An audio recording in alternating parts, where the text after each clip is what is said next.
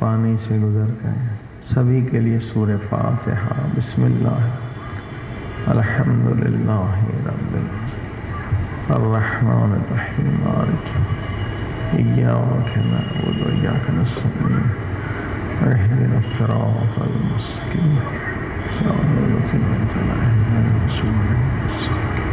علیہم صلوات پڑھی محمد۔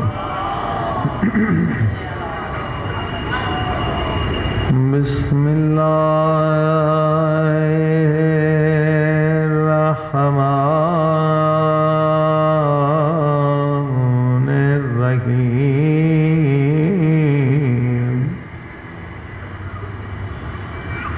الحمدللہ رب العالمین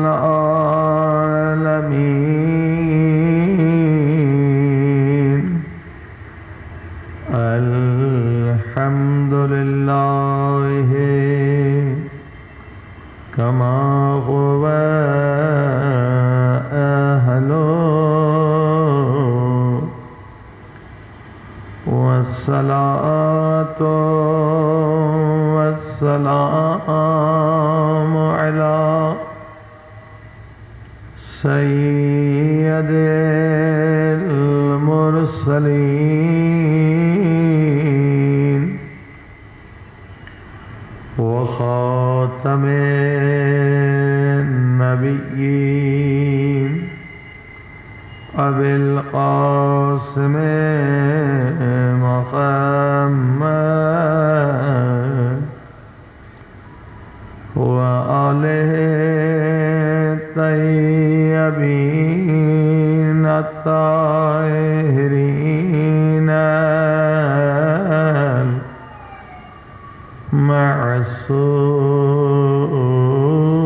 المعصومین۔ زمانے کے امام کے ظہور کے لیے دعا کریں۔ الہی عظم البلاء وبرح الخفاء وانكشف الغطاء وانقطع الرجاء وضاقت الأرض ومنعت السماء وأنت المستعان وإليك المشتكى وعليك المؤول في شدة والرخاء اللهم صل على محمد وآل محمد أولي الأمر الذين فرضت علينا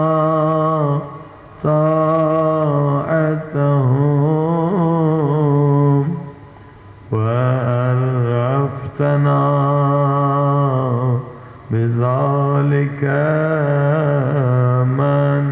منزلتهم وفرج عنا بحقهم فرجا عاجلا قريبا كلمه البصر أو هو أقرب۔ سب مل کے یا محمد یا علی یا علی یا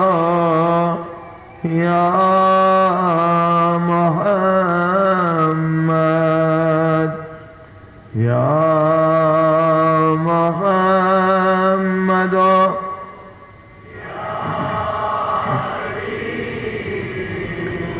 یا علی یا محمد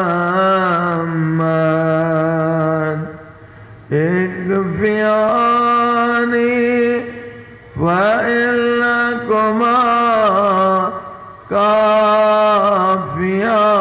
کافیان وانصرانی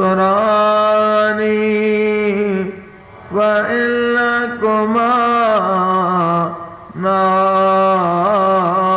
ناصران یا مولانا یا صاحب الزمان یا مولانا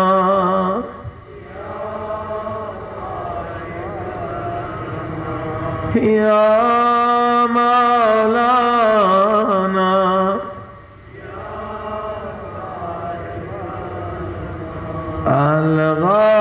الغوث الغوث أدركني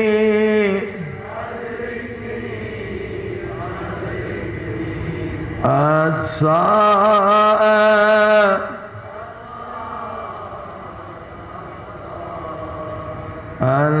الأجل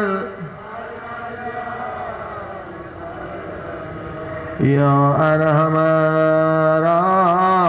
الراحمين بحق محمد وآله الطاهرين الصلوات.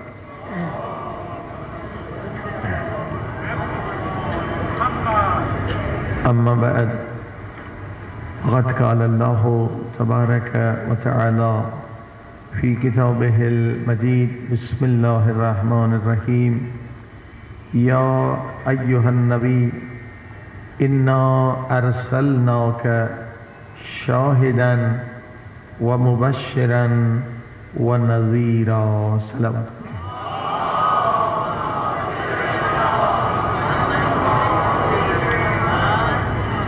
معزز سامعین، اللہ سبحانہ وتعالی اپنے پیارے نبی حضرت محمد مصطفیٰ صلی اللہ علیہ وآلہ وسلم کا تعارف اس انداز سے کرا رہا ہے کہ میرے محبوب نبی بھی ہیں اور رسول بھی ہیں،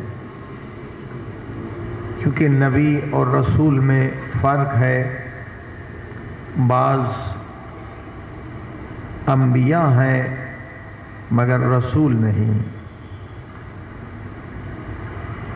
یہ انشاءاللہ ایک الگ بحث ہے، اگر وقت نے اجازت دی تو اس پر بھی گفتگو ہوگی کہ نبی اور رسول میں کیا فرق ہے. مگر ہمارے نبی بھی ہیں اور رسول بھی ہیں، مبشر بھی ہیں اور نذیر بھی ہیں. اور جو ایک اہم صفت بتائی گئی وہ ہے شاہد. ہمارے نبی صرف نبی نہیں، صرف رسول نہیں، صرف مبشر نہیں، صرف نذیر نہیں، بلکہ امت کے اعمال پر شاہد بھی ہیں. صلوات پڑھی محمد.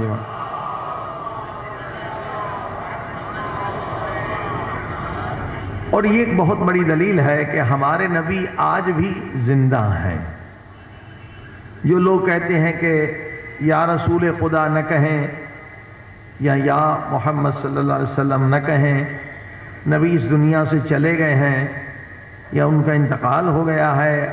یا کا لفظ عربی میں زندہ کے لیے آتا ہے. نبی تو اس وقت نعوذ باللہ بعض لوگوں کا عقیدہ ہے کہ نہیں ہے. تو اس کے جواب میں یہ آیت بہترین دلیل ہے.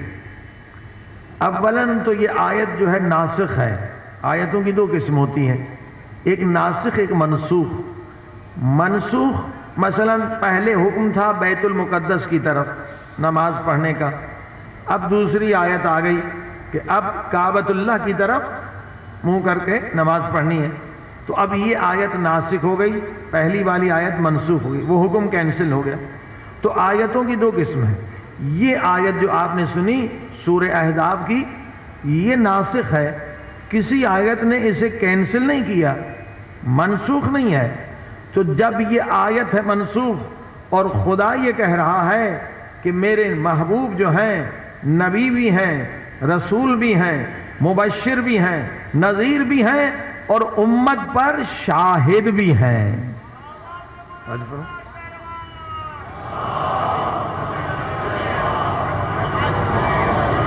بھئی شاہد کے لیے زندہ ہونا ضروری ہے۔ کبھی کسی کورٹ میں مردے نے گواہی نہیں دی، ہمیشہ زندہ ہی شاہد لائے جاتے ہیں۔ اگر کسی نے آپ کا کوئی کام دیکھا تھا مگر وہ مر گیا، آپ کورٹ میں اسے پیش نہیں کر سکتے، گواہی زندہ دیتے ہیں، کیونکہ امت بھی موجود ہے اور قیامت تک امت سرکار رسالت مآب رہے گی۔ تو آیت یہ بتلا رہی ہے کہ رسول خدا بھی قیامت تک زندہ ہیں، امت پر گواہ ہیں۔ صلوات پڑھی محمد۔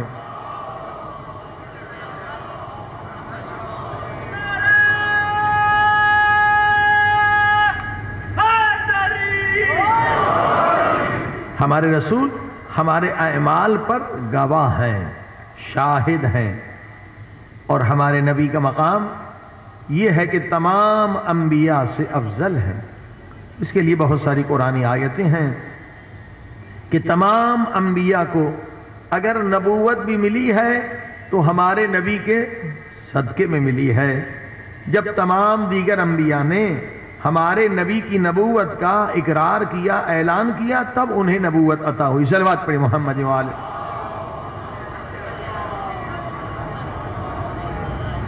عزیزان، اسی لیے ہمارے نبی کا ذکر صرف قرآن میں نہیں، کل آپ نے سنا کہ انجیل میں بھی ہے، تورات میں بھی ہے، زبور میں بھی ہے، دیگر جتنی کتابیں ہیں ان میں اگر وہ کتابیں آسمانی ہیں یا غیر آسمانی ہیں مگر قدیم کتابیں ہیں تو وہاں آپ کو ذکر سرکار محمد مصطفیٰ صلی اللہ علیہ وآلہ وسلم کسی نہ کسی عنوان سے مل جائے گا، کیونکہ ہر نبی نے خبر دی ہے کہ ایک نبی آئے گا جو عالمین کے لیے رحمت ہوگا، ایک نبی آئے گا جو محبوب خدا ہوگا، ایک نبی آئے گا جس کے صدقے میں کائنات بنی ہے۔ صلوات پڑھی محمد۔ لہذا عزیزان گرامی، ہر مسلمان کو چاہیے کہ کچھ نہ کچھ وہ قدم تحقیق اسلامی کی طرف بڑھائے۔ یہ صرف علماء ہی کا کام نہیں، بہت سارے شعبے ہیں، جس شعبے سے آپ تعلق رکھتے ہیں اس شعبے میں دیکھیے آپ اسلام کے لیے کیا ریسرچ کر سکتے ہیں، کیا تحقیق کر سکتے ہیں۔ حتیٰ کہ میڈیکل سائنس سے بعض لوگ منسلک ہیں، وہ اپنی ریسرچ سے ایسی باتیں بتاتے ہیں جس سے اسلام کی عظمت ظاہر ہوتی ہے۔ ظاہراً تو وہ میڈیکل سائنس سے ریلیٹڈ ہیں، مگر ایسی نایاب باتیں اور ایسی حقیقتیں جس سے کافر بھی انکار نہ کرے، اور وہ اپنی ریسرچ سے لے کر آتے ہیں، اور جب سامنے چیز آ جاتی ہے تو ایک غیر مسلمان بھی اسلام کی عظمت کے سامنے سر جھکا دیتا ہے۔ صلوات پڑھی محمد۔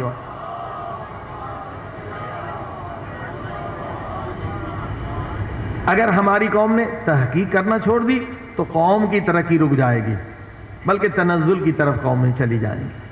تحقیق ہی کے ذریعے سے قومیں ترقی کرتی ہیں، اور تحقیق کوئی محدود نہیں ہے کہ آج ہم نے کر لی بس ساری چیز مکمل ہو گئی۔ تحقیق کا سلسلہ قیامت تک جاری رہے گا۔ جیسے آپ دیکھ رہے ہیں دنیا ترقی کر رہی ہے، علوم بڑھ رہے ہیں، مسائل بڑھ رہے ہیں، اور عظمتیں اسلام کی کھل کے سامنے آ رہی ہیں۔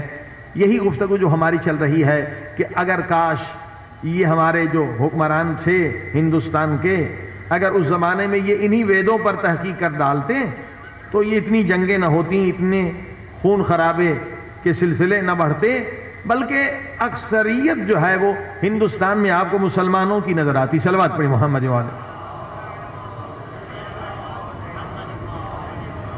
مگر اس زمانے میں مغل بادشاہوں نے کھانے پینے پہ تو بڑی تحقیق کی ہے. جتنے کھانے ہندوستان میں ملیں گے دنیا میں شاید کہیں نہیں ملیں. کھانے پکانے پہ بڑی تحقیقات ہوتی تھی، مگر اسلام کے بارے میں تحقیق نہ ہوئی. حتیٰ کہ وید، یہ جو ویداز ہیں 4 کتابیں جنہیں ہندو قرآن کی، ان کی نظر میں قرآن ہے، 4 قرآن ہیں ان کے آسمانی کتابیں، صرف ان کا ترجمہ ہی ہو جاتا تو ہندوازم کا راز کھل جاتا کہ ہندو جو ہے ان کے پنڈت اپنی ہی قوم سے خیانت کرتے ہیں. جو مذہب ویدوں میں ہے وہ عوام کو سناتے نہیں ہیں.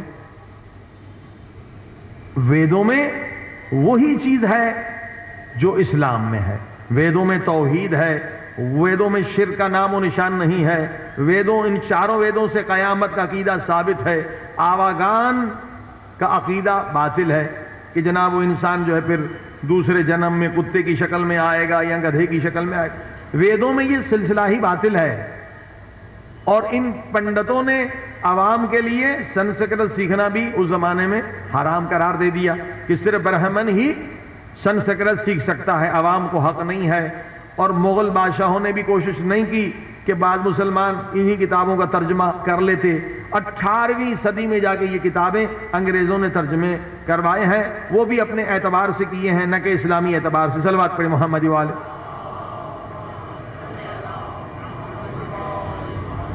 مگر یہ ترجمے جو اس وقت سامنے ہیں، ان آیتوں کو جب انسان دیکھتا ہے خوشی بھی ہوتی ہے، افسوس بھی ہوتا ہے کہ کاش مسلمان یہ کام 200 سال پہلے کر لیتے تو آج پورا ہندوستان نہیں تو اکثر یقیناً مسلمان ہی نظر آتے. یہ فتنے نہ ہوتے، یہ 2 جنگیں جو لڑی گئیں یہ نہ ہوتی، اس سے پہلے جو فتنے ہوئے وہ نہ ہوتے. یہ تحقیق کے فوائد ہیں کہ اگر چند افراد تحقیق کر لیں تو پوری قوم کی جو ہے قسمت بدل جاتی ہے. مثلا یہ ایٹم بم چلیے ایک سائنسدان نے بنایا، لیکن اگر آپ کے پاس ایٹم بم نہ ہوتا تو ہندوستان بڑے آرام سے آپ پر حملہ کر دیتا.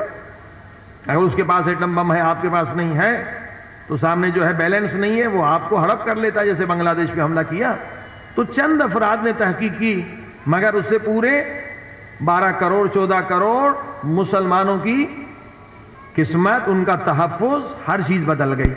مگر آج دیکھ رہے ہیں کہ سائنسدانوں کے ساتھ امریکہ کیا کروا رہا ہے. یہ وہی سلسلہ ہے تاکہ جو کتنے سائنسدان لائن میں لگے ہوئے ہیں کہ ہم اپنے ملک میں جا کے اپنے ملک کی خدمت کریں.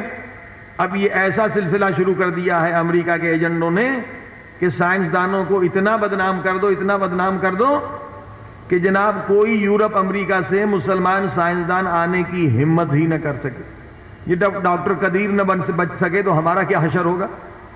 یہ زبردست یہودیوں کی سازش ہے، زبردست. اور تعجب یہ ہے کہ اگر یہ سلسلہ بیچا گیا ہے تو صرف وہی 3 ممالک جو پہلے ہی امریکہ کی لسٹ پر ہیں، کوریا، ایران، لیبیا، اور دنیا میں کسی نے رابطہ نہیں کیا. صرف 3 ممالک ہی کو بیچا گیا جو پہلے سے 2-3 سال سے امریکہ چیخ رہا ہے. بالکل ہمارے حکمران امریکہ کے پٹھو بن چکے ہیں. انہیں عبرت حاصل کرنی چاہیے صدام سے کہ صدام بھی ایسے امریکہ کا پٹھو تھا، مگر اس کا خود امریکہ نے کیا حشر کیا. صلوات پڑھی محمد والے. عزیزان کرام، لہذا حکمرانوں کی غلطیاں قوموں کو لے ڈوبتی ہیں، کیونکہ جتنا انسان بڑا ہے اس کی غلطی اتنی بڑی ہے. لہذا ان آیتوں کو سنیں کہ انہیں مسلمان بنانے میں کیا دیر لگتی ہے. البتہ آج کل تعصبات کی ہوا جب سے انگریز نے چلائی ہے، اب اسے اور بھی سلسلہ دوسرے طریقے سے بڑھایا جا رہا ہے. اگر تعصبات نہ ہوتے اس زمانے میں خصوصاً تو یہ باتوں سے تو بڑے آرام سے آپ ہندو کو توحید پرست بنا سکتے. صلوات پڑھیں محمد و آل محمد.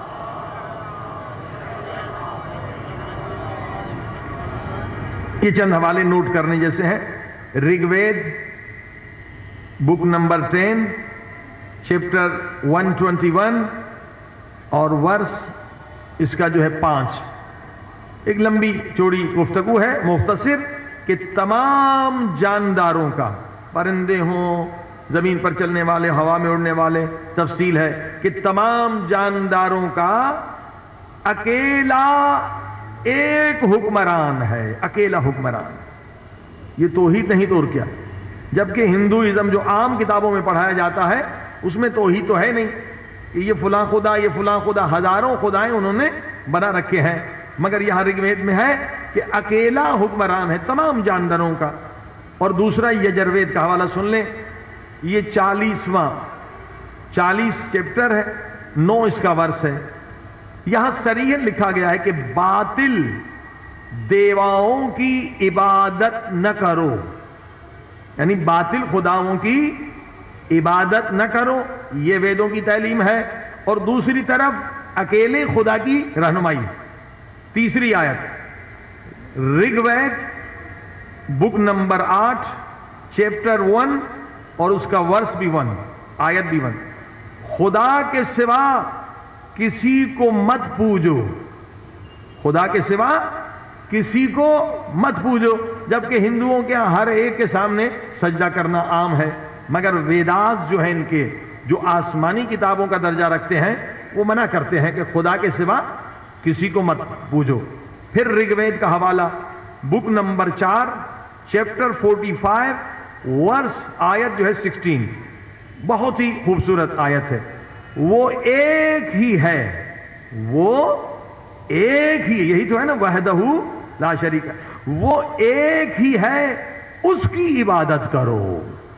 ہاں جی، پتہ ہے کہ ہندو جس میں تعصب نہ ہو، یہ 4-5 آیتیں آپ سنائیں گے تو خود بخود وہ توحید کی طرف آ جائے گا کہ یہ سب فراڈ ہے. بھائی یہ تمہاری کتابیں ہیں، یہ جو قرآن اور کتابیں جو ہیں وہ نچلے درجے کی، یہ سب سے بلند کتابیں ہیں. ویداس جو آسمانی کتابیں ہیں اس میں یہ آیت موجود ہے کہ وہ ایک ہی ہے، اس کی عبادت کرو. پھر اتھر وید کا حوالہ 12واں چیپٹر، اس میں بھی اسی طرح سے کہ وہ ایک ہی ہے، بہترین پرستش اور بندگی کیے جانے کے قابل ہے. ہاں جی، وہ ایک ہی ہے جو بندگی کے قابل ہے.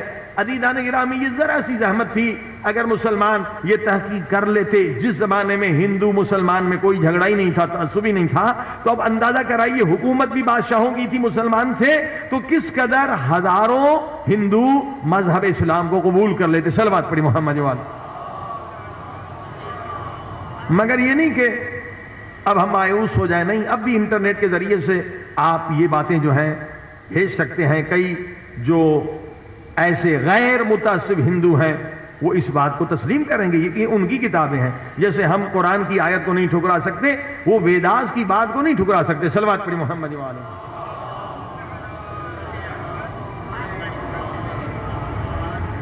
اور اسی میں جو ہے کہ وہ ایک ہی خدا ہے، عبادت کے کیے جانے قابل ہے. اور بڑا عجیب جملہ ہے، اور تمام مخلوقات کا اکیلا مالک ہے. جی، وہ تمام مخلوقات کا اکیلا مالک ہے، اسے چھوڑ کر تم کون سے خدا کو پوج رہے ہو؟ ہاں جی بتائیے، اب ہندوازم ختم ہو گیا نہیں؟ یہ 5-6 آیتوں میں ہندوازم کی بنیاد ہی ختم ہو گئی کہ وہ ہر ایک کو سجدہ کرتے ہیں، ہر ایک کو خدا بنا رکھا ہے. کہہ رہے تمام مخلوقات کا وہ اکیلا مالک ہے، اسے چھوڑ کر تم کون سے خدا کو پوج رہے ہو. لہذا عزیزان گرامی، اب بھی وقت ہے کہ ہمارے نوجوان آگے بڑھیں، سنسکرت میں پی ایچ ڈی کریں، تحقیقات کریں. ابھی تک کسی مسلمان یا کسی مومن نے ان کتابوں کا اسلامی نقطہ نگاہ سے اسے مد نظر رکھتے ہوئے ترجمہ نہیں کیا. انگریزوں نے کیا ہے. جو آیتیں ہمارے رسول خدا کا نام بارہا آیا ہے اسے انہوں نے توڑ موڑ کے پیش کیا ہے، کیونکہ جب وہ تورات انجیل سے نکال سکتے ہیں تو ہندوؤں کی کتابوں سے کیوں نہیں نکالیں گے. صلوات پڑھی محمد والے. تو عزیزان گرامی، ہر امام بارگاہ میں ایک شعبہ تحقیق کا ہونا چاہیے. تحقیق کے بغیر ہم ترقی نہیں کر سکتے. تحقیق ہی سے دنیا ترقی کرتی ہے. اگر ہم چاہیں کہ مذہب میں ترقی ہو تو اس کا سلسلہ یہی ہے کہ تحقیق کا سلسلہ بند نہ ہونے پائے. صلوات محمد جوان.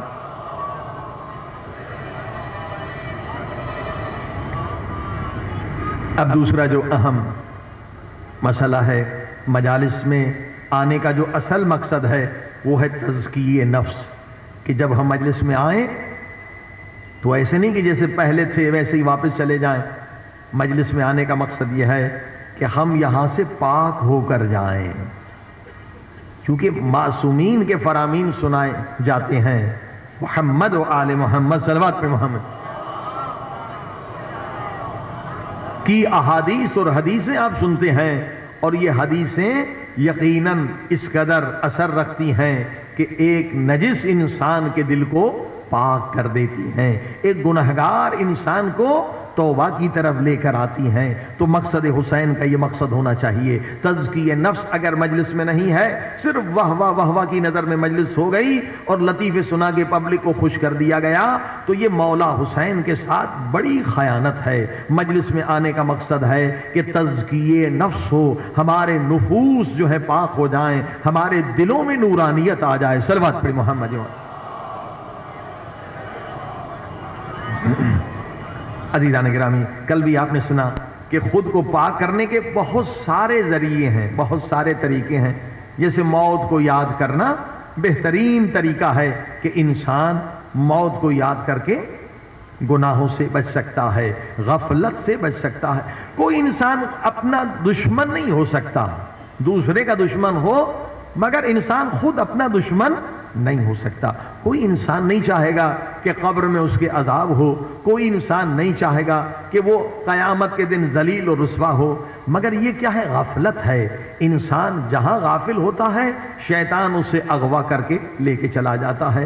اور شیطان اکیلا ہی نہیں، یوسوس فی صدور الناس من الجنۃ والناس، بہت سارے اس کے ساتھی ہیں، رفیق ہیں. انسانوں کی شکل میں بھی شیطان ہے جو آپ کو گناہوں کی دعوت دیتے ہیں، حرام کی طرف لے جاتے ہیں، برائی کی طرف، چوری کی طرف، بدکاری کی طرف لے جاتے ہیں. اسی طرح سے جن بھی شیطان ہے. عزیزان گرامی، آج معاشرہ کتنا بگڑ چکا ہے، آج قدم قدم پہ گناہ ہے. خصوصاً نوجوانوں کے لیے ایک بہت بڑا امتحان ہے کہ وہ کیسے اپنے ایمان کو بچائیں. اسی زمانے کے لیے حضرت امام جعفر صادق علیہ الصلوۃ والسلام ارواحنا لہ الفدا نے فرمایا تھا. بھئی آج کل کا زمانہ کس قدر گناہ عام ہو چکے ہیں. بھئی ڈش بھی ہے، کیبل سسٹم بھی ہے، جگہ جگہ گندی دکانیں، ویڈیو کی، وی سی ڈی کی، فلاں فلاں.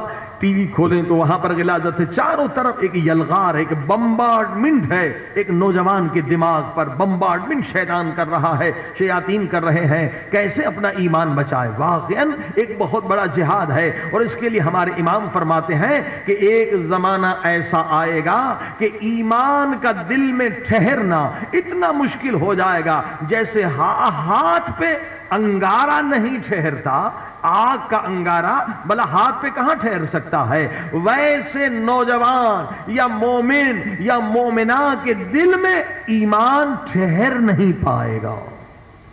اللہ اکبر. یہ وہ زمانہ. ہاں کوئی مجلس سنی، کوئی کتاب پڑھی، کوئی حدیث سنی، ایمان تو آ جاتا ہے، مگر اصل ہے اس ایمان کو دل میں ٹھہرانا، ثابت قدم رکھنا. یہ بہت مشکل ہے کیونکہ قدم قدم پہ آپ کے سامنے گناہ ہے، شیاطین کے حملے ہیں. تو یہاں پر یہ جب حدیث سنی تو مومنین پریشان ہو گئے. اس زمانے کے مومنین، آپ کے امام جعفر صادق علیہ السلام کے زمانے کہ مولا پھر اس زمانے کے نوجوان، اس زمانے کے مومن بیچارے اپنے ایمان کو کیسے بچائیں گے؟ جب ایمان انگارے کی طرح ہو جائے گا مشکل، تو کیسے وہ بیچارے اپنے ایمان کو بچائیں، اپنی آخرت کو، اپنی قبر کو سنواریں؟ تو امام نے کہا ایک ہی طریقہ ہے، ایک ہی طریقہ. وہ کیا؟ کہ ان زمانے کے مومنین مومنات کو چاہیے کہ جب بھی بیدار ہو جائیں خواب سے، نیند سے، تو وہ کسی نہ کسی ذکر میں ضرور مشغول رہیں. صلوات پڑھی محمد والے.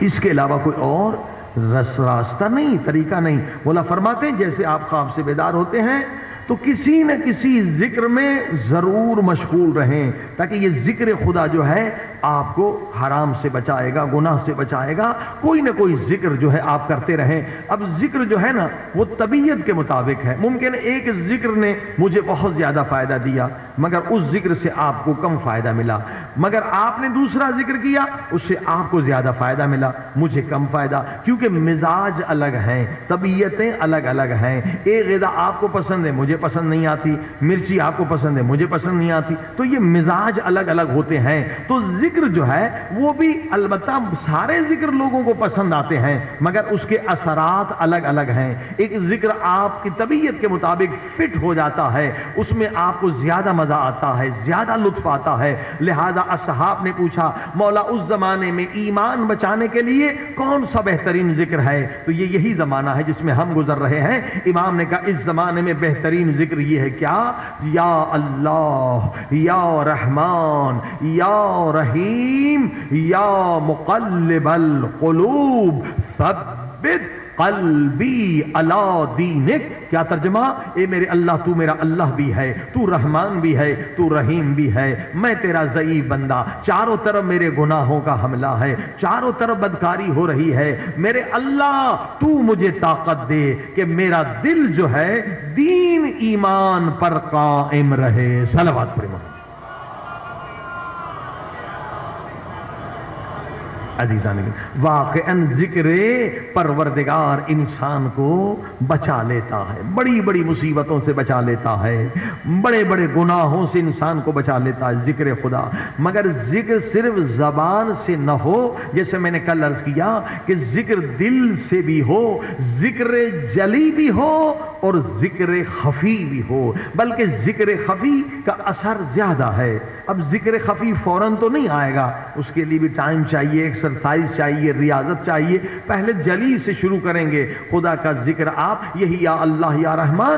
پھر علماء فرماتے ہیں، معصومین سے روایت ہے، قرآن کی آیتیں ہیں کہ ذکر خفی کریں. ذکر خفی کیسے ہوتا ہے کہ زبان آخر تھک جاتی ہے نا، آپ سانس کے ذریعے سے ذکر کریں. جیسے کل میں نے بتلایا یا اللہ یا ہو، یا اللہ یا ہو، زبان نہ ہلے بلکہ سانس کے ذریعے سے ذکر کریں. یہ بہترین طریقہ ہے. اگر اس میں آپ کامیاب ہو گئے اور آپ کو عادت ہو گئی، یہ سانس کے ذریعے سے ذکر کیسے ہوگا کہ آپ کا خیال ذکر کرے گا. مثلا بہترین ذکر جو علماء بزرگ بتلاتے ہیں، اولیاء خدا بتلاتے ہیں، وہ ہے لا الہ الا اللہ، لا الہ الا اللہ. مگر کیسے؟ کہتے جب سانس آپ نکالیں نا تو اسی سانس کو کھینچ کے نکالیں تو اسی کے دوران کہیں لا الہ، اور جب نکالیں سانس باہر، یعنی سانس جب لیں تو کہیں لا الہ، اور جب سانس نکالیں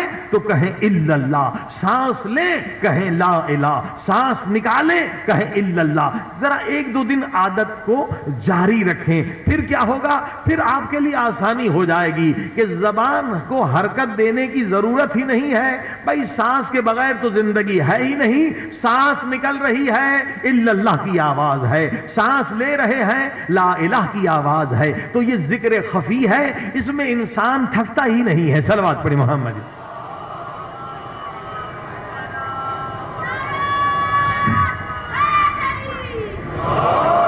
البتہ ذکر جلی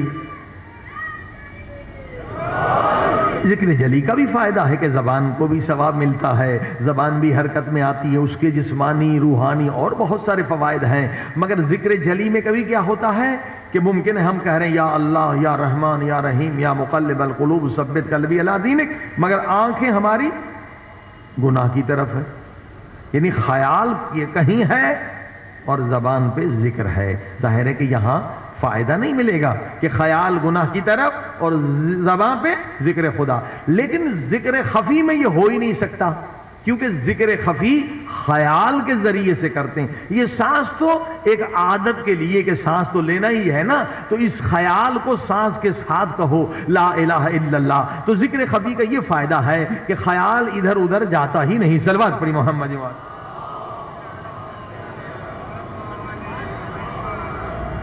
اور ذکر کا بھی اصل مقصد یہ ہے کہ حالت حضور پیدا ہو. ساری عبادتوں کا مقصد یہی ہے. بھائی نماز کیوں پڑھتے ہیں؟ تاکہ حالت حضور پیدا ہو. حالت حضور کیا؟ یعنی ہم خود کو خدا کی دربار میں سمجھیں. جب خدا کی دربار میں سمجھیں گے تو گناہ کرنے کی جرت ختم ہو جائے گی. پھر بے ادبی نہیں کریں گے. خدا کی بارگاہ میں کون گناہ کر سکتا ہے؟ عزیزان گرامی، یہ حالت حضور برقرار رکھنا ہی اصل انسان مومن کا بڑا مقصد ہے، ہدف ہے. اب ایک روایت سنیے حضرت امام جعفر صادق علیہ السلام. ایک مومن سے فرمایا کہ تم کیوں اپنے پیارے نبی کو اذیت اور تکلیف دیتے ہو؟ صحابی تھے، مومن تھے.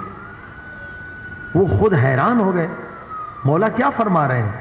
میں اپنے نبی کو تکلیف دے رہا ہوں جبکہ میں اس زمانے میں تھا ہی نہیں. کیا فرما رہے ہیں مولا؟ یہ کیسے ہو سکتا ہے کہ میں اپنے پیغمبر کو تکلیف دوں، اذیت دوں یا ان کی اہانت کروں؟ تو امام نے فرمایا تم سمجھے نہیں کہ میں کیا کہہ رہا ہوں. امام نے فرمایا تو نے اپنے نبی کو تکلیف دی ہے. مولا کیسے؟ کہا ہر تمہارے اعمال جو بھی دن بھر تم کرتے ہو، اچھے یا برے اعمال، وہ پیغمبر خدا حضرت محمد مصطفیٰ صلی اللہ علیہ وآلہ وسلم کے حضور میں پیش کیے جاتے ہیں. تم کیا سمجھتے ہو کہ تمہارے اعمال سے نبی غافل ہے؟ یہی آیت جو آپ سنتے ہیں، یا نبی یا ایھا النبی انا ارسلناک شاہدا، نبی شاہد ہے تمہارے اعمال پر. تمہارے اعمال پیغمبر کی خدمت میں پیش کیے جاتے ہیں، اور جب رحمت للعالمین نبی تمہارے گناہ کو دیکھتے ہیں تو انہیں بے انتہا تکلیف ہوتی ہے، اذیت ہوتی ہے. اللہ اکبر. عزیزان گرامی، یہ حالت حضور کو برقرار رکھنے کے لیے یہ آیت کو پڑھا کریں کہ ہم جہاں بھی ہیں ہمارے نبی ہمیں دیکھ رہے ہیں. اللہ نے رحمت للعالمین کو ہم پر شاہد بنایا ہے. وہ کون سی جگہ ہے جہاں جا کے ہم گناہ کریں اور ہمارے نبی ہمیں نہ دیکھتے ہوں؟ جہاں بھی ہوں ہم دیکھے جا رہے ہیں. اللہ، صرف نبی ہمیں دیکھتے نہیں، امام زمانہ بھی ہمیں دیکھ رہے ہیں. کوئی ہمارا عمل 12ویں امام سے چھپ نہیں سکتا. امام نمائندے خدا ہیں، وہ دیکھ رہے ہیں. کیا صرف امام دیکھتے؟ نہیں، جو امام کے خاص نمائندے ہیں وہ بھی ہمارے اعمال کو دیکھ رہے ہیں. پہلے سن چکے کہ فرشتے تو دیکھتے ہیں. نبی صلی اللہ علیہ وآلہ وسلم، امام زمانہ علیہ السلام اور امام کے خاص نمائندے ہمارے اعمال کو دیکھتے ہیں. کیسے؟ جس بزرگ عالم نے قم کا یہ حوضہ بنایا ہے، آیت اللہ حائری، حوضہ بن گیا، کامیاب ہو گیا. لوگ تحفے طوائف لے آتے تھے. آیت اللہ حائری بانی حوضہ قم ہے، مؤسس ہیں. لوگ ان کے بچوں کے لیے باہر کا کپڑا لاتے تھے، اچھا کوئی فارن کا کپڑا. وہ ہرگز اجازت نہیں دیتے تھے بچوں کو کہ یہ آپ مہنگا کپڑا پہنیں یا باہر کا. لوگ کہتے آخر کیا وجہ ہے؟ اب تو ماشاءاللہ حوضہ بھی بن گیا، مالی مشکلات بھی نہیں ہیں، تو کم سے کم آپ کے بچے ہیں، چھوٹے ہیں یا جوان ہیں، تو ان کی بھی خوشی ہو جائے گی. آپ انہیں نیا کپڑا خصوصاً جو اچھا مہنگا ہو اور باہر کا ہو کیوں پہننے نہیں دیتے؟ تو جواب سنیے. آیت اللہ حائری نے فرمایا کہ دیکھیے ہم جو بھی کر رہے ہیں دیکھنے والے ہمیں دیکھ رہے ہیں. پھر انہوں نے اپنا قصہ سنایا. کہا نجف میں فقہ کا درس پڑھاتا تھا، لما فقہ کی کتاب ہے، پڑھاتا تھا. چند شاگرد تھے، تو ایک مزدور قسم کا آدمی تھا، وہ درس میں بیٹھ جاتا تھا. کیونکہ حوضے میں جو دروس ہوتے ہیں وہ یونیورسٹی کی طرح نہیں ہوتے کہ صرف رجسٹرڈ شاگرد آئیں دوسرے نہ آئیں. یہ خصوصیت ہے حوضہ، کہتے ہیں اسے کہ اوپن یونیورسٹی ہے. کوئی بھی آدمی آ جائے، آپ کو کوئی اٹھائیں گے نہیں. اب آپ کی صلاحیت پر ہے کہ اب سمجھ میں آ رہا ہے نہیں آ رہا ہے. اوپن یونیورسٹی ہے، کوئی بھی آ سکتا ہے. تو یہ فقہ کی مشکل کتاب ہے، لما میں پڑھاتا تھا. ایک عام مزدور سے آدمی آ کے بیٹھ جاتا تھا.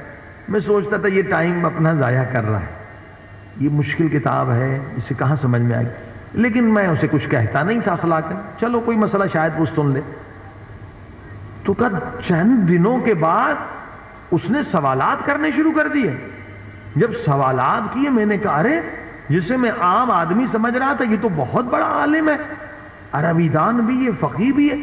جیسے جیسے سوالات کر رہا تھا اس کی قدر و قیمت میری نظر میں بڑھ رہی تھی. اب تو میں ان کا معتقد ہو گیا. تو میں نے کہا قبلہ آپ جو ہے میرے گھر میں مہمان بن کر آئے. انہوں نے کہا ہم کہیں جاتے نہیں ہیں. ہم نے بہت اصرار کیا. کہا پھر ایک شرط ہے. کہا وہ کیا؟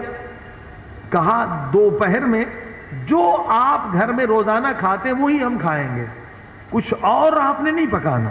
کہا جی قبلہ ٹھیک ہے جیسے آپ فرما. کہا اس کے بعد کیا ہوا؟ صلوات پہ محمد ایمان.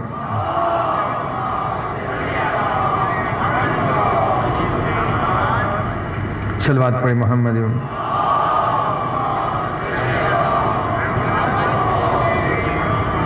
یہ ایک مومن نے لکھ کے بھیجا ہے. ایسے معجزات ہوتے رہتے ہیں. میں نے عرض کیا تھا کہ ضرورت ہے کہ ان کو فلم میں, مووی میں محفوظ کر دیں. اس مومن نے بتلایا کہ 2 سال قبل میری ٹانگ ٹوٹ گئی تھی اور یہیں پر پہلی مجلس محرم میں مصائب میں نے آنسو بہائے اور درد والی جگہ پر وہ آنسو لگائے. الحمدللہ میرا درد ختم ہو گیا ہے, مجھے شفا مل گئی.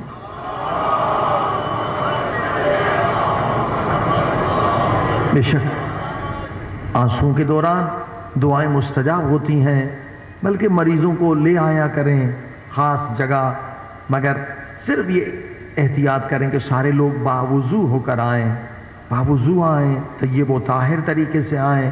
تو یقیناً اس طرح کے معجزات ہونا یہ ایک عام سلسلہ ہے اہل بیت کی کرامات کا, جو آج بھی جاری ہے. صلوات پڑھے محمد.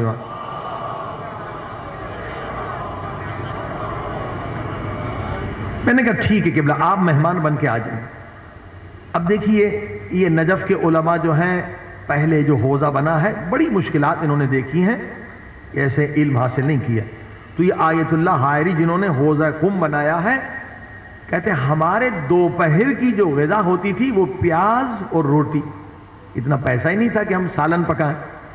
اب ہم نے کہا کہ یہ مہمان آیا, کیسے مناسب ہے کہ اسے پیاز روٹی کھلائیں. تو کسی مومن نے امانت میرے پاس رکھی تھی اور میں نے اس سے اجازت بھی مانگی تھی کہ اگر ضرورت پڑی تو کیا آپ کے پیسے خرچ کر سکتے ہیں. کہاں اجازت. تو میں جلدی سے گیا اور چند کباب جو ہے لے کر آ گیا اور دسترخوان بچھ گیا. اور وہ جو ہمارے دوست تھے جو 10 میں آتے تھے, انہوں نے جب کباب دیکھا تو انہوں نے کہا کہ آپ نے وعدہ خلافی کی ہے. میں نے کہا کیا فرما رہے ہیں آپ؟ کہ آپ نے کہا تھا کہ دوپہر کے کھانے میں جو آپ کھاتے ہیں وہی ہمیں کھلائیں گے. یہ آپ نے ایک امانت کی رقم دے کر یہ کباب کیوں خریدے؟ کہ یا اللہ, اب تو میں ڈر گیا کہ یہ تو ولی خدا ہے, اسے کیسے پتا چلا کہ یہ امانت کی رقم ہے؟ اسے کیسے پتا چلا کہ یہ وہاں سے کباب خریدے گئے ہیں؟ کہا اس دن کے بعد وہ ہمیں پھر نظر نہیں آئے, مگر اس دن کے بعد ہم نے یقین کر لیا کہ صرف امام زمانہ ہی نہیں دیکھتے بلکہ ان کے خاص نمائندے بھی ہمیں دیکھ رہے ہیں. صلوات پڑھی محمد وآلہ.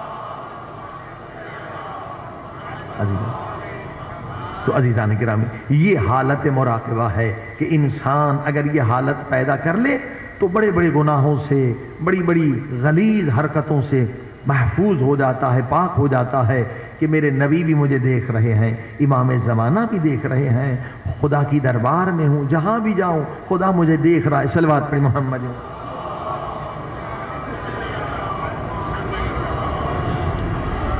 آئیے خدا کی دربار میں چلیں, دعا کریں میرے اللہ ہمیں بھی اس طرح سے ذکر کرنے کی توفیق عطا فرما. میرے اللہ ہمیں بھی قلبی معرفت عطا فرما. میرے اللہ ہمیں بھی توفیق عطا فرما کہ ہم وہ اعمال کریں جس سے ہمارے پیارے نبی صلی اللہ علیہ وآلہ وسلم ہم سے راضی ہو جائیں۔ اللہم صلی علی محمد وآل محمد، مل کے سلوات۔ اللہم صلی علی محمد وآل محمد وعجل فرجهم، اللهم محمد وآل محمد وعجل فرجهم، اللهم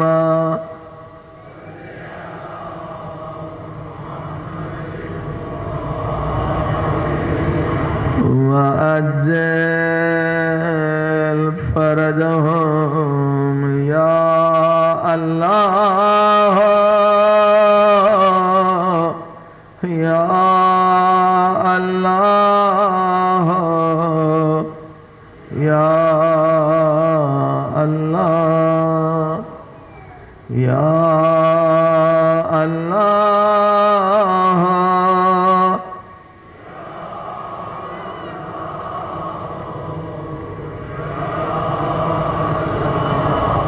یا اللہ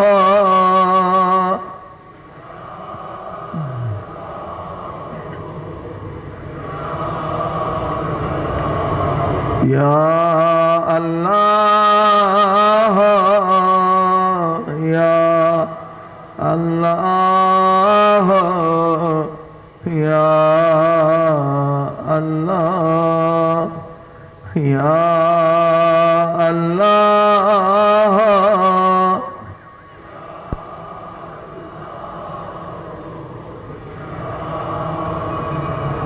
اے میرے اللہ تجھے واسطہ ان خشک ہونٹوں کا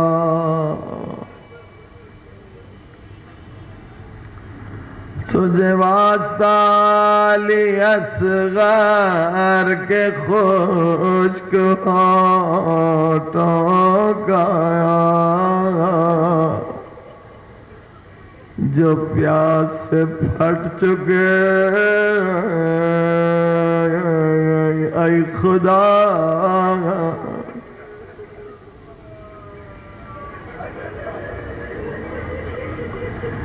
آخر 6 مہینے کے بچے نے کون سا قصور کیا تھا؟ یزیدیوں کے گھوڑے بھی پانی پی رہے تھے مگر ہائے زہرا کا پوتا میرے اللہ علی اصغر کے زخمی ہونٹوں کے صدقے میں ہمیں قیامت کی پیاس سے بچا لے، ہمیں قیامت کے دن جام کوثر علی مولا کے ہاتھوں سے نصیب کرنا۔ اے خدا گنہگار ضرور ہیں مگر تیری رحمت میں امیدوار ہیں، سب مل کے کہیں یا غفار یا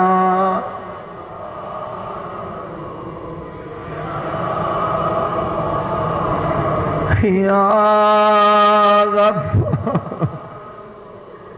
یا غفار یا غفار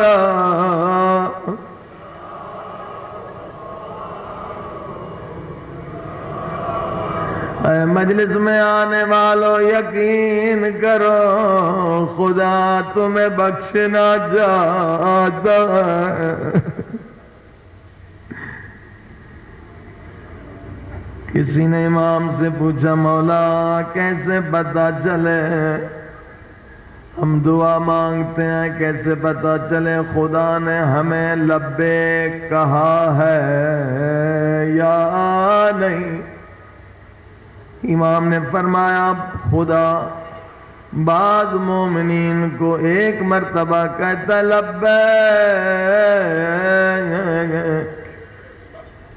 مگر بعض خوش نصیب ہیں خدا انہیں 2 مرتبہ کہتا لبیک یا عبدی، لبیک میرے بندے۔ مولا وہ کیسے؟ امام نے فرمایا اگر مجلس دعا میں تم آ گئے ہو شکر کا سجدہ کرو خدا نے تمہیں 1 مرتبہ لبیک کہا ہے۔ اگر خدا تمہیں لبیک نہ کہتا کبھی مجلس دعا میں نہ آتے، مگر اب کوشش کرو دوبارہ خدا تمہیں لبیک کہے۔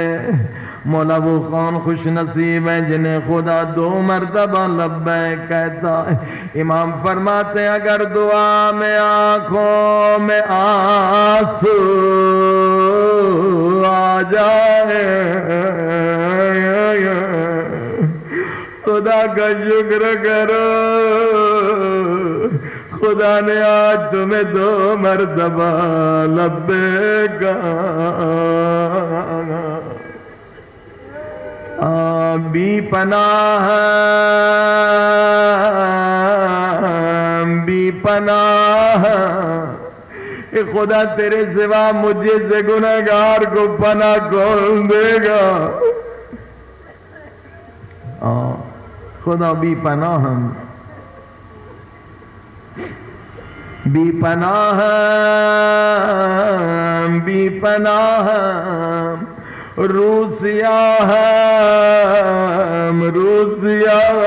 میرا پورا چہرہ اگر میرا کوئی باطنی چہرہ دیکھ لے مجھے کوئی سلام بھی نہیں کرے گا۔ یہ تو نے میرے گناہوں کو چھپا دیا یا غیاث مستغیثین یا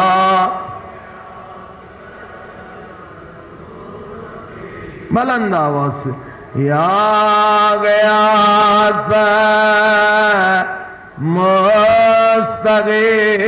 مستغیثین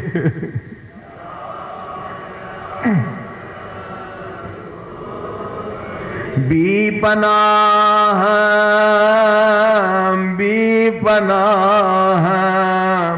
روسیا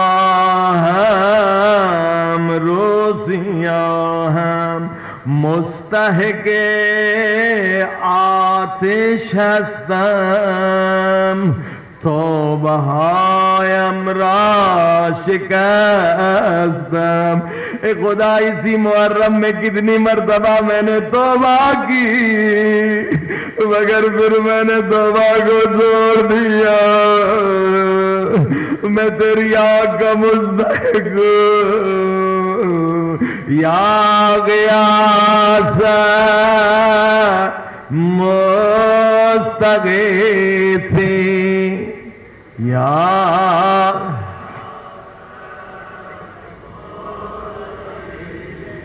یا غیاث مستغیثین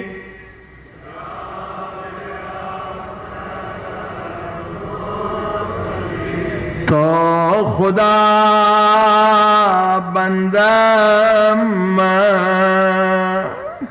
بندہ شرمندہ تو میرا خدا تیرے ہی دسترخوان پہ میں نمک کھاتا ہوں اور تیری مخالفت میں نے کی میں شرمندہ ہوں۔ تو خدا بندہ من، بندہ شرمندہ من، سر به زیر افکنده من، از عنایت کن نگاہم. اے خدا جب اپنے گریبان میں جھانکتا ہوں اس قدر گناہ میں تیرے سامنے سر بھی نہیں اٹھا سکتا. خود اپنی ہی عنایت کر یا غیاث مستغیثین. بلند آواز یا غیاث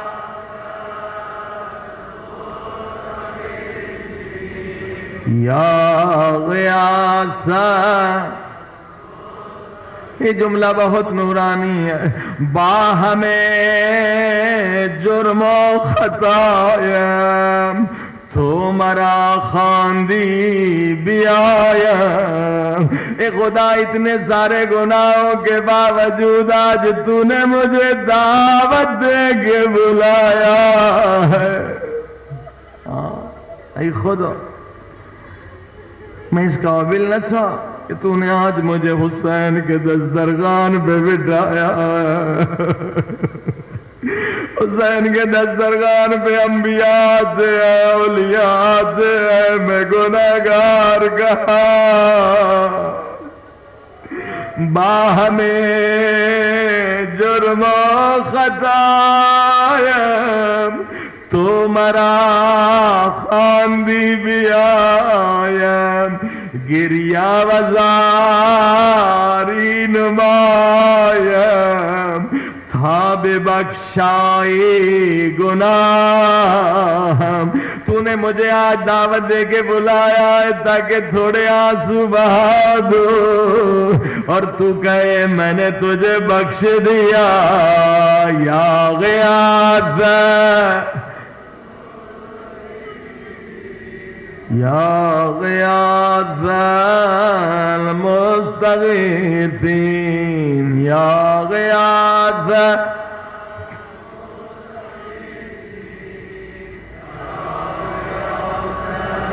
اے عزیزو ان آنسوؤں کی قدر کیجئے.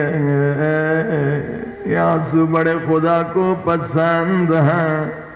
جیسے سنا اپنے مومن کا پیغام، اس کی ٹانگ ٹوٹ گئی تھی، آنسو وہاں لگا ہے، دعا کی شفا مل گئی. اسی طرح کا واقعہ ایک مومن تھا، اس کی چھوٹی بچی تھی، سارے ڈاکٹروں نے اسے لا علاج کر دیا، مگر ہاں ایک ڈاکٹر حسین علیہ السلام بھی ہے جو کسی مریض کو لا علاج نہیں کرتے. آ جاؤ مریضو حسین کے در پہ.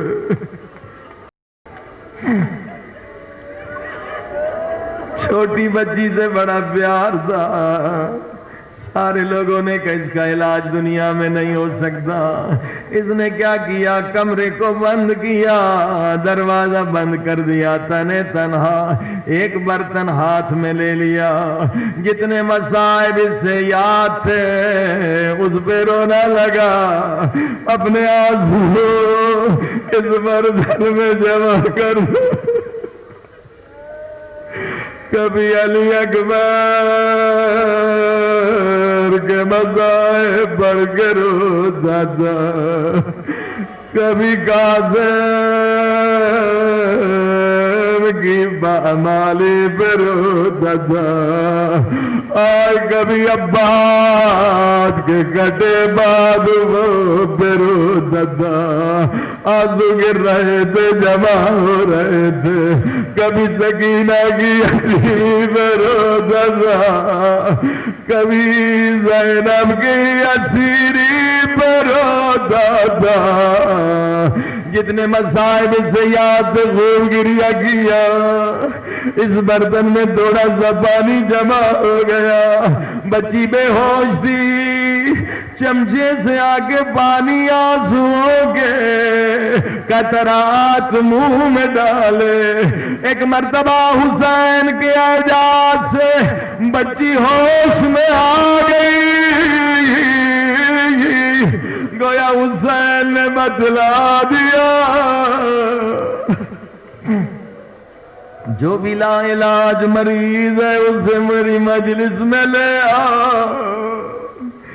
مجلس حسین لا علاج مریضوں کے لیے دوا ہے، مگر شرط ہے خلوص ہو.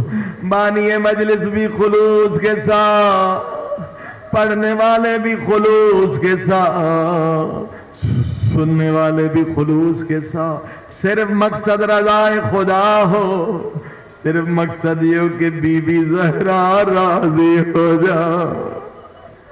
یہ نہ ہو کہ مجمع زیادہ ہو، یہ نہیں کہ لوگ خوش ہو جائیں. خلوص ختم ہو جاتا ہے، ریاکاری آ جاتی ہے جو شرک ہے. اے خدا ہم سب کو عزاداری میں خلوص عطا فرما. اے خدا عزاداری کے صدقے میں ہمارے مریضوں کو شفا دے. عزاداری کے صدقے میں میرے اللہ ہمارے گناہوں کو بخش دے. میرے اللہ موت نہ دینا جب تک سارے گناہوں سے ہم توبہ نہ کر لیں. موت نہ دینا جب تک جو نمازیں، روزہ، حج و زکوٰۃ، خمس قضا ہے وہ ادا نہ کر لیں. میرے اللہ ہمیں علم کامل، عقل کامل، تقوی کامل عطا فرما. اپنی محبت کا نور دے، اہل بیت کی محبت کا نور دے. بے گناہ جو مومنین علماء قید میں انہیں رہائی نصیب فرما. جتنے مومنین مومنات مجلس میں نیک دعائیں، نیک تمنائیں لے کر آئے ہیں، ان کی دعاؤں کو مستجاب کر دے. میرے اللہ ہم سب کو امام زمانہ کی زیارت نصیب فرما. میرے اللہ ہمیں ایکسیڈنٹ کی موت سے بچا، اسپتال میں پاؤں رگڑ رگڑ کے مرنے کی موت سے بچا. مولا کی طرح ہمیں شہادت کی سعادت نصیب فرما. دنیا بھر میں جو مسلمان مظلوم ہیں ان کی مدد فرما، خصوصاً فلسطینی آج مظلوم ہیں ان کی مدد فرما. امریکہ، اسرائیل اور ان کے جتنے پٹھو، جتنے ان کے نوکر و غلام انہیں نیست و نابود کر دے. ظلم و ظالمین کے خاتمے کے لیے امام زمانہ کا ظہور فرما. ہمیں اپنے مولا کے ادنا نوکروں غلاموں میں شریک فرما. ایک سورہ فاتحہ تمام مرحومین مومنین مومنات شہداء اسلام.